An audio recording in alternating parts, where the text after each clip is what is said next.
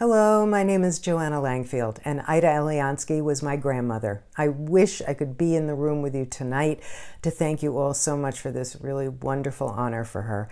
But unfortunately, I am sending you my greetings and my appreciation from halfway around the world. As you know, Ida Elionsky was the first woman to swim around Manhattan Island in New York. Now, this was actually just one of many swims that she did with her brother Henry Elionsky, who was a noted champion swimmer, and he was also a stunt swimmer of the day, quite well known. It was actually almost a stunt that the whole thing happened. Henry set it up that he was going to swim the 40 miles around Manhattan, and he was going to do it with his arms shackled and his legs shackled. He was going to use the muscles of his torso to do the swim. And he was going to swim alongside his baby sister, and he was going to beat her. So, on September 24th of 1916, they plunged into the water off of Manhattan, and along with a boatload of journalists, they took off for the 40 miles. It was, let me make sure I got this right, 11 hours and 35 minutes later that they came to the end of the race.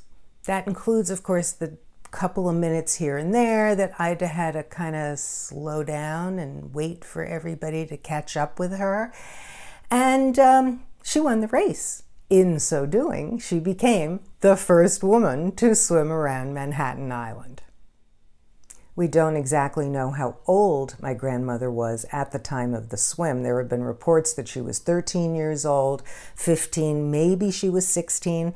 It's very interesting. In all of the research that I have done about my family, I have yet to find a single official document that documents the date of her birth. I found all the stuff for all of her brothers, but nothing for the only girl of the family.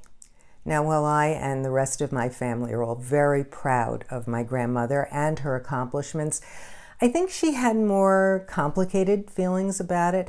Remember, this was 100 years ago, and she, when prodded, she would talk about it. She didn't like to talk about this too much.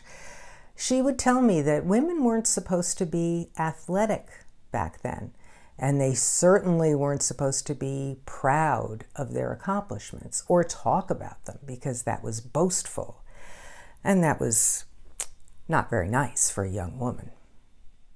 Well, yes, that swim was just over 100 years ago. And while 100 years, well, it does seem like a long time ago, I think we all know that in many ways, 100 years isn't all that long ago. Ida, for your information, did continue to swim for the rest of her life, just for fun. She would get up off the beach and she would go for hours. We didn't know where she was. She would come back and we'd say, "Where were you?" And she said, "Oh, you see that lighthouse out there, a couple of miles out there? Well, I swam over there and I said hello to the people because they were so surprised to see me. And then I swam around the lighthouse and I came back." And she wasn't even winded. It was pretty amazing. I know she would love to be in this room and telling you these stories herself and hearing your stories too. You're such an accomplished group, and I know she'd be very proud to be among you. I just want to, again, congratulate you, and on behalf of myself and my family, thank you very, very much.